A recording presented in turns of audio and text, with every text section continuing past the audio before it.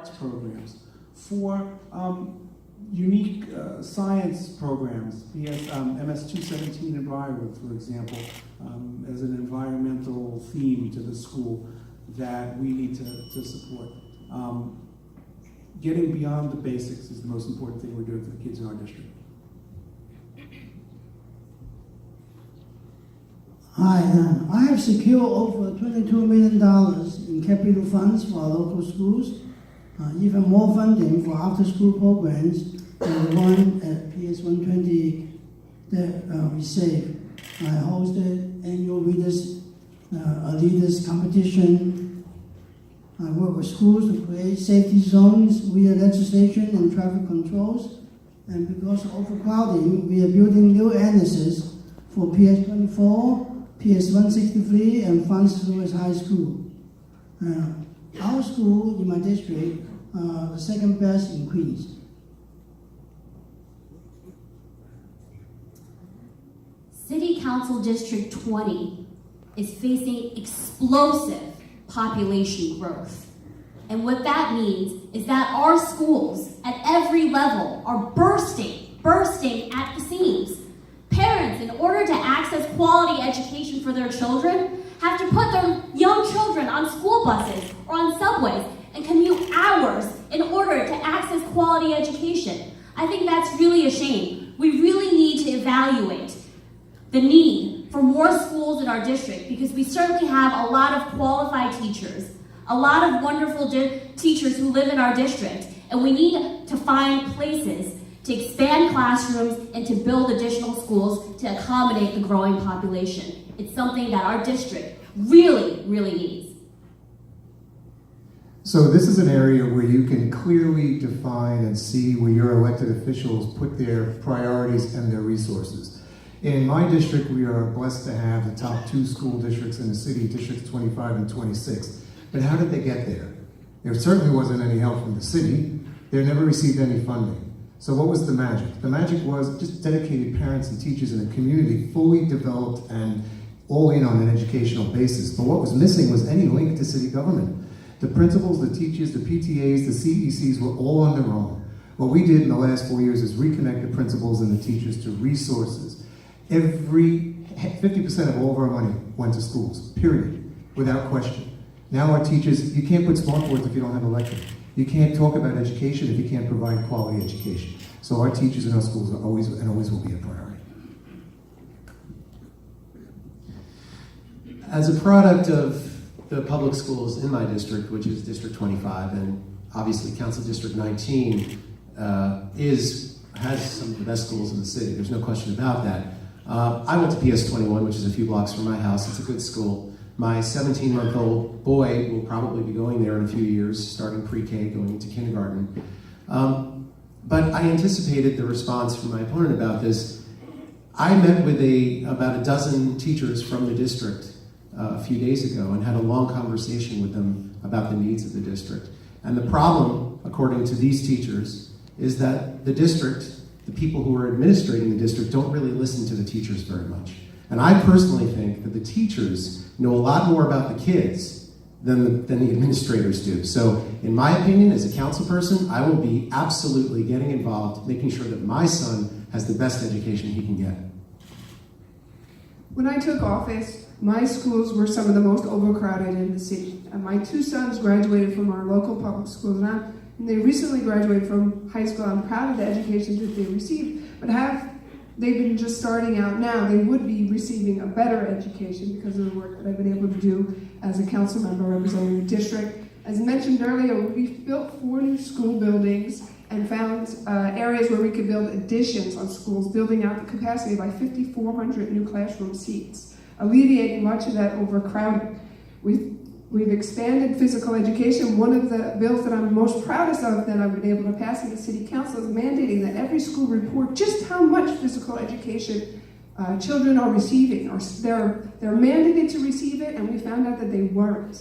In addition to that, I've pushed the administration to put millions and millions more in the budget to hire these needed physical education teachers. We also need to make sure that we're continuing to invest in technology. Since being elected, I've been able to get $30 million for our schools, In addition to technology, just because I'm running short on time, after-school programs. Every school should have a quality, free after-school program for elementary and middle school students.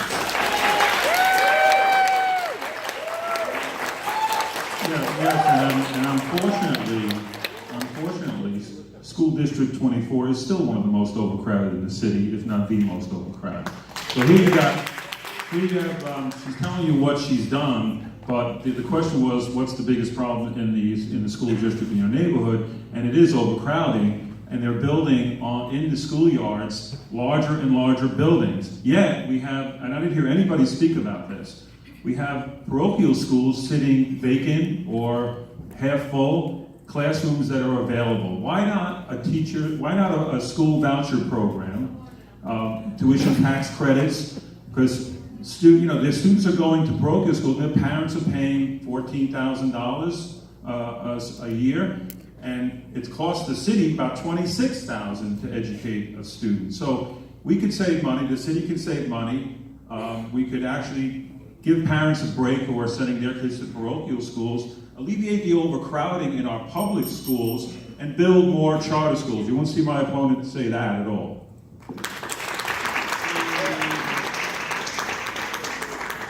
All right, we move on to the next topic. The next topic is housing. Johnny.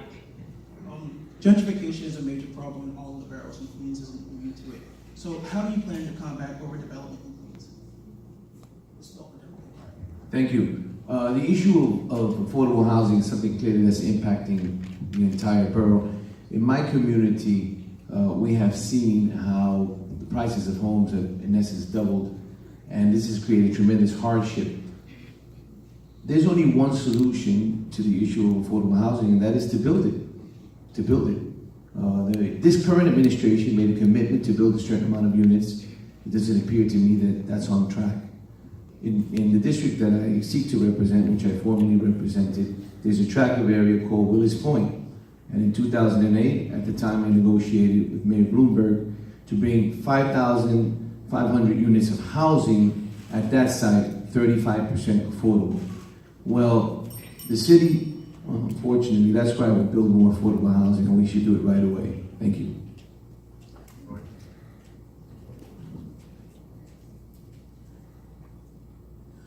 So the issue of overdevelopment and gentrification aren't necessarily the same thing. In the 24th Council District, we don't have an overdevelopment issue. In fact, we are trying to develop the part of downtown Jamaica, and I share about 40% of that with Councilmember Danique Miller.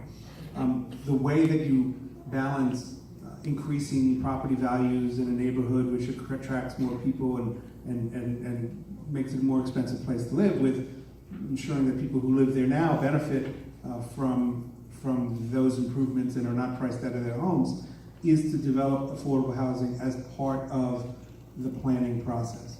So for example, in downtown Jamaica, there's a church, First Presbyterian Church, that had a large parking lot next door to the church that they realized was suddenly very, very valuable. We worked with First Presbyterian to get financing from the city.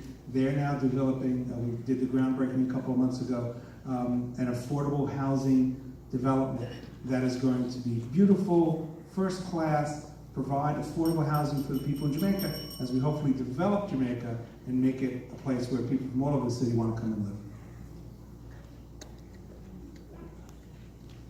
Hi, I have stopped Flushing West rezoning because it will only encourage development without benefits to the community, and also the community will face gentrification because the city didn't do anything to promise any community build up as repaving roads or build a bus depot for us. And in my district, we already have, I have created 2 affordable housing, Macedonian Plaza and 1 Flushing is coming. And I also personally help when stabilized tenants to fight for the rights if when landlords come in to take over the building and try to evict them. I went door to door and offer legal service in our office to help them. So housing is really critical in our community. So we will do our best to to provide more affordable housing or rent-stabilized housing for our community.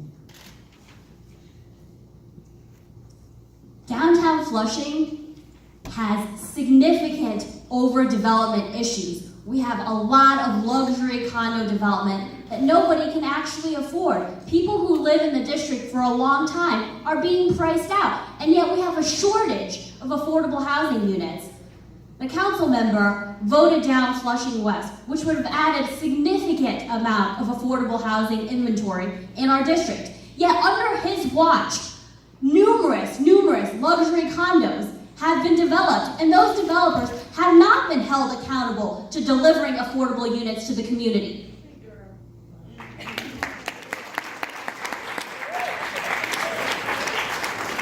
So here's another one of those topics where if you're governing correctly, you listen to the community that you're living in. So the community boards in Queens County pretty much overwhelmingly and almost unanimously had rejected the administration's broad stroke attempt to rezone Queens and the neighborhoods. Why?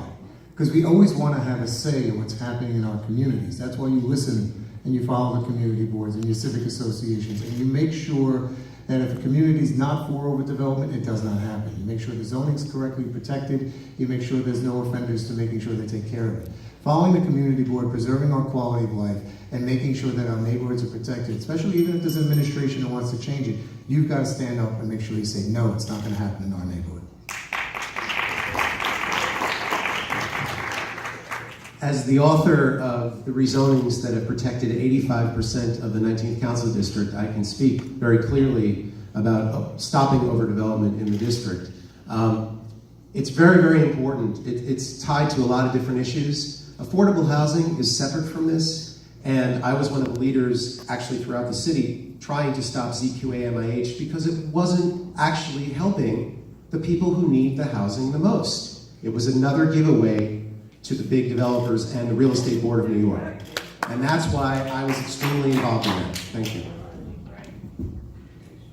In the district that I represent, Queens, Ridgewood, we have the largest historic district outside of Manhattan. So the largest one in Queens, which we're proud of. Which I mentioned earlier, it's important to preserve the streetscape in communities and the character. And that's part of the reason that one of the first tasks that I was able to accomplish in the council back in 2009 was rezoning much of the district to downzone certain streets and upzone on larger avenues. The problem with Queens is our transportation infrastructure. If you compare us to other boroughs, we're maxed out. If you look at our two major lines, whether it's the 7 train or our Queens Boulevard line, there's no more room. There's no capacity on these rails to help with overcrowding. We need to improve transportation if we're going to develop affordable housing. This administration has not developed affordable housing. The housing that they call affordable is not affordable to most. Let's talk about overdevelopment. Overdevelopment is a problem. You can't get around this city anymore. Have you noticed? Traffic is unbelievable. Why? Bloomberg upzoned Williamsburg, Greenpoint.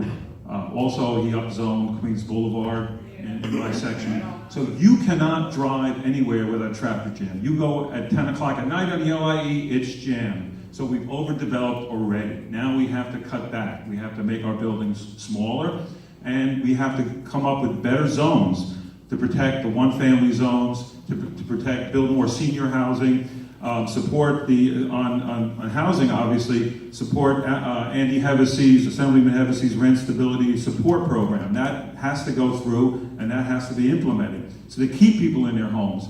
We have many people getting pushed out because of all this overdevelopment. We have to now address this on a larger scale around the city.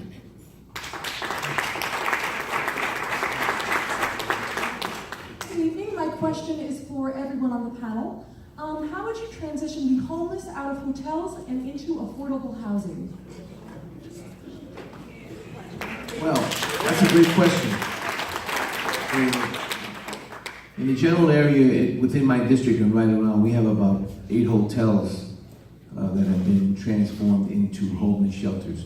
And clearly, a hotel room is not a home. It's a failed policy. It hurts communities and it hurts those families. There's only one solution. You got to build affordable housing. part of the issue that we have is building affordable housing is not as lucrative as market rate condominiums. And the zonings go hand in hand with big developers who have big lobbyists and are heavy contributors to campaigns. If you look at campaign finance with the New York State Board of Elections, you'll see it. I think clearly the administration's purported position to create affordable housing would have been good if they actually implemented. They have not. Furthermore, I think that the city has to focus on investing real capital dollars, floating more bonds to pay for that. If we're not in the business of constructing affordable housing, it's not going to happen generically or by the developers.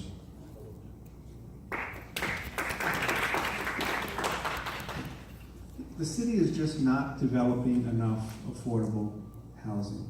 If you look at the mayor's plan for 200,000 units, a substantial number of those units are preserving existing affordable housing from going out of existence.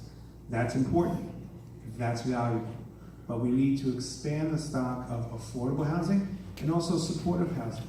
Not far from here is Queens Hospital Center. On the Queens Hospital Center campus is something called the T Building, the old Triborough Hospital. It is empty. We have been trying to work with the city for going on 3 years now for a sensible plan to develop the T Building into a combination of supportive, affordable housing with a commitment that a certain percentage of those units would go to people who live in our area. But we haven't been able to get the deal done. The administration, unfortunately, drops the ball on a lot of things. Actually building affordable housing is one of them.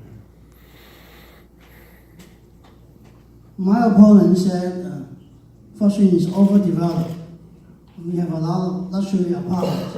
But she herself lives in the Skyview, which is a luxury condominium, with a swimming pool, tennis courts, and she herself has 2 apartments there. And she worked for a real estate company, making billions of dollars, taking advantage of the tax laws and taking the profits from our neighborhood people. She makes $500,000.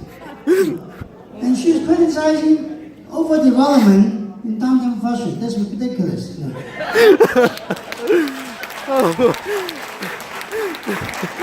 Talking about homelessness.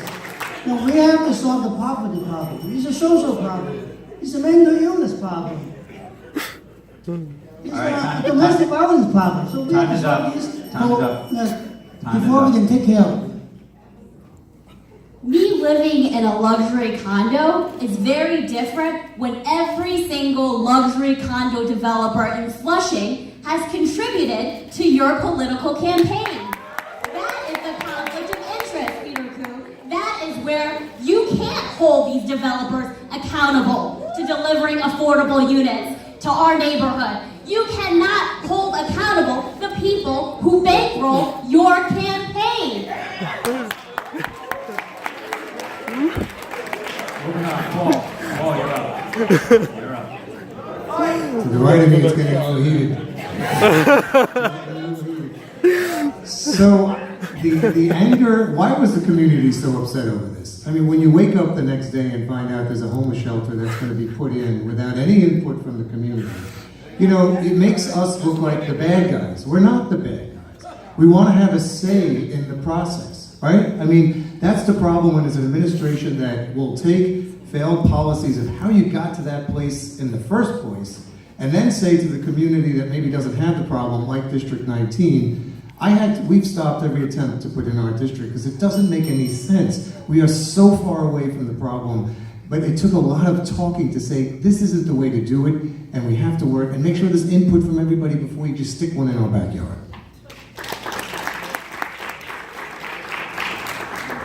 I want to state that we're sitting with a hero over here of mine, Bob Holden, who has been one of the great fighters against the wrong-headed policies of Mayor de Blasio's the administration, which unfortunately my opponent has been endorsed by and has endorsed. So for me to sit here listening about how our area shouldn't have any homeless shelters, well, that's because there's about 40 homeless families in all of the 19th Council District. We need homeless shelters and we need affordable housing in the places that need them. Not the places, and not just dumping them randomly based on a bunch of consultants who work for the mayor and then tell people where they should go without anybody from the community being able to respond to it. Housing families who are homeless in hotels is not only wrong, it's illegal. And that's why I sued the de Blasio administration for that. And that's how I was able to stop them from turning a Holiday Inn into a purpose-built homeless shelter. Furthermore, there are a number of bills that I have in the City Council that I think will help solve the homelessness crisis. Our Department of Human Resources and the Homeless Services Administration is ripe with fraud and abuse. I have a bill that would put an independent inspector general to oversee nearly $13 million of our city dollars, to hold property owners accountable so that the mayor doesn't take families that are in a bad situation in cluster housing and put them in hotels, which is an even worse situation.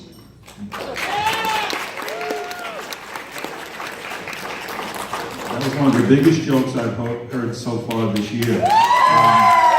That her lawsuit that was thrown out, she didn't have standing even. Her lawyers didn't even do her homework. They was thrown out of court. We were out there every night protesting. We stopped that Holiday Inn, and we still have a lawsuit pending, and so does the landlord have a lawsuit pending. But let's go back to what the real root of the problem is. We have to create a community advisory board, and in our district, in District 30, we have about 250 homeless people that we can counsel ourselves. The Lions clubs we have Kiwanis clubs, we have the expertise in the area to really counsel them to break the cycle of homelessness. And again, the not-for-profits that are dealing in the homeless, they have an incentive to keep them in that program. They make money.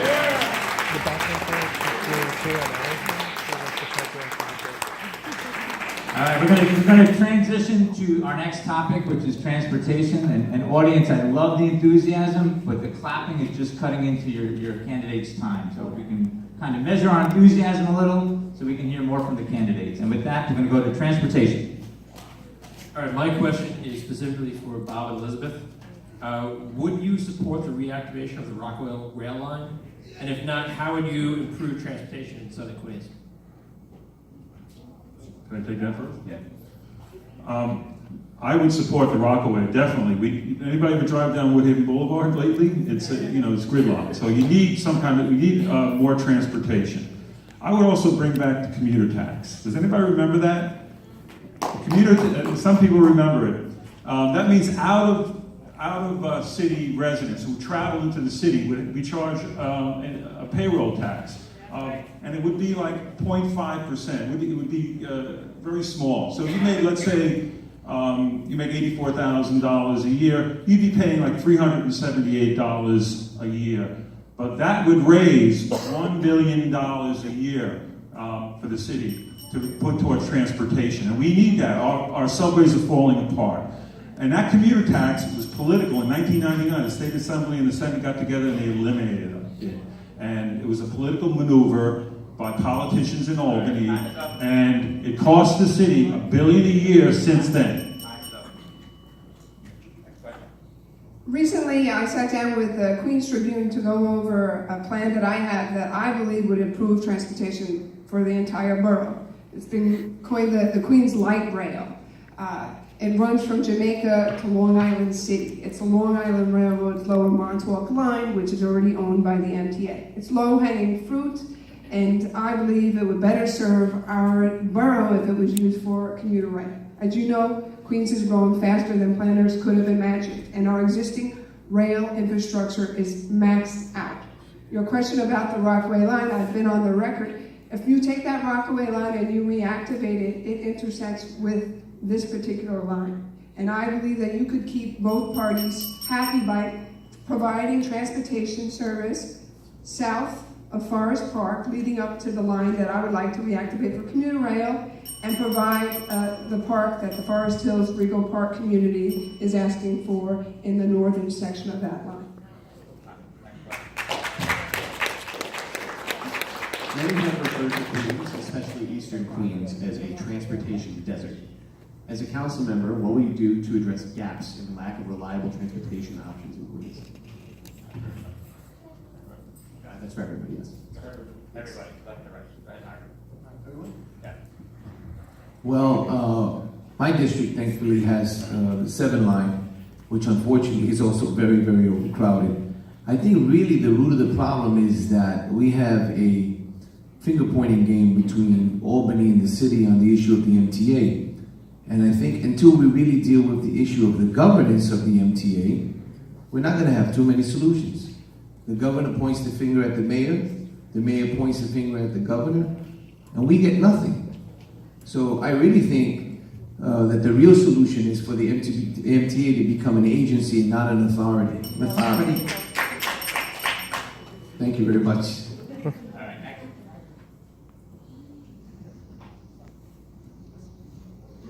So I represent one of those mass transit deserts.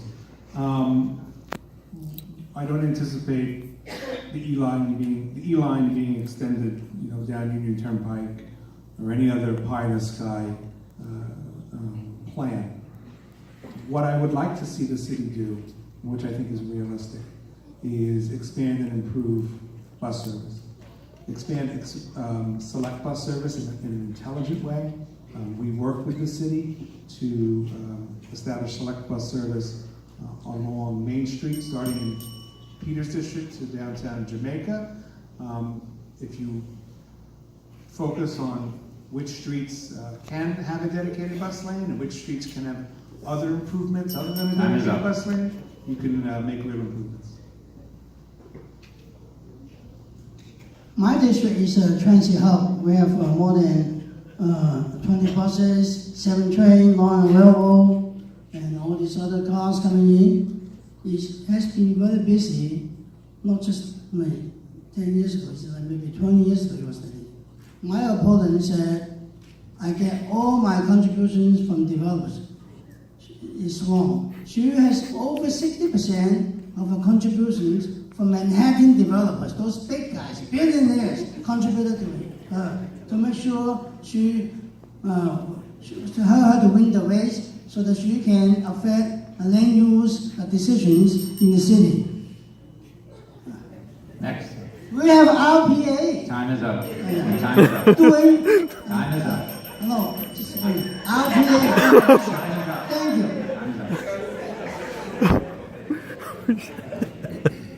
Flushing is a transit hub, as my opponent mentioned. Yet we do not have a bus depot, which the community has called for years and years and years. And why has that not happened? Because no developer has been held accountable despite the numerous profits that they've made off of our community under Peter Ku's watch to deliver things that are instrumental to supporting the growing population of our district. We need our bus depot, and we don't have one today because Peter Ku cannot hold developers who support his campaign accountable.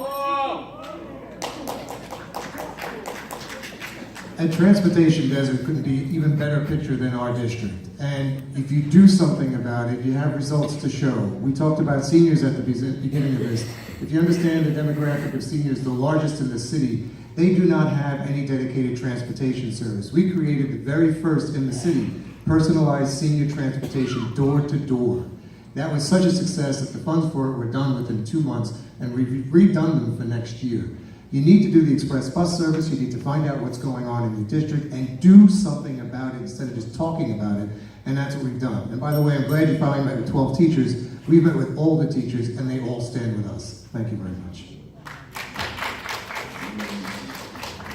So our district in Northeast Queens is 7.5 miles long. It goes from College Point all the way to the Nassau County border. And we are outside, except for the Long Island Railroad, we are outside of any kind of transit besides bus lines. And as everybody knows, whenever there's a monetary crisis in the city of New York, the first thing that's cut is bus service. So basically what we need to do is make sure there's dedicated money that's going to make sure that our bus lines and more express lines going into the city are available for the people in our district.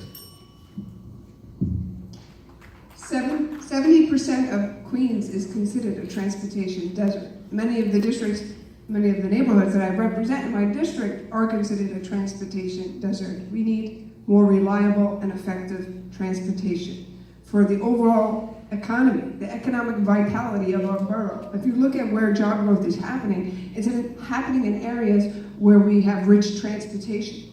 I wanted a district where people could walk to their job, or bike to their job, or take a car and not have to sit in traffic in a way where they're not only safe, but they're not wasting time. We need to have all options, and we need to make sure that our roads are not clogged. Because right now our bus service is not reliable. And just to finish up, earlier I spoke about the transportation project that I was able to get a $500,000 feasibility study for it. We need to make sure that, just one last thing, communities are involved. And when I got the funding for that project, I went to every single community board. The only person against it was Bob Ford. I don't want to do this. I don't want to do this. Her proposal, her light rail proposal, by the way, she wanted it from Cooper Avenue and 80th Street only, and then going to the 7 line, which, does anybody take the 7 line here, knows what it's like now, and you want to add thousands of people to that? That's another joke. But here's the problem here.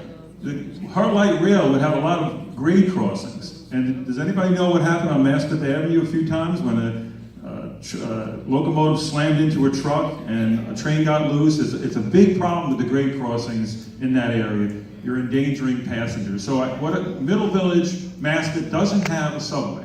All right, Middle Village has one on the edge, but that's it. We have to take a bus to the subway, and Maspeth doesn't have an express bus. Why not? That's what we need to expand. Thank you. All right, we have some questions from the audience. So before we move to the lightning round, we're going to have some questions from the audience. They've been collected in advance. Some of them are directed to the entire panel. Some of them are directed to specific candidates. So I'll start for Peter Koo. Will you now take the lead and stop selling cigarettes and tobacco products at your pharmacy stores in Flushing now that legislation has passed without your support to ban the sale of tobacco products in pharmacies?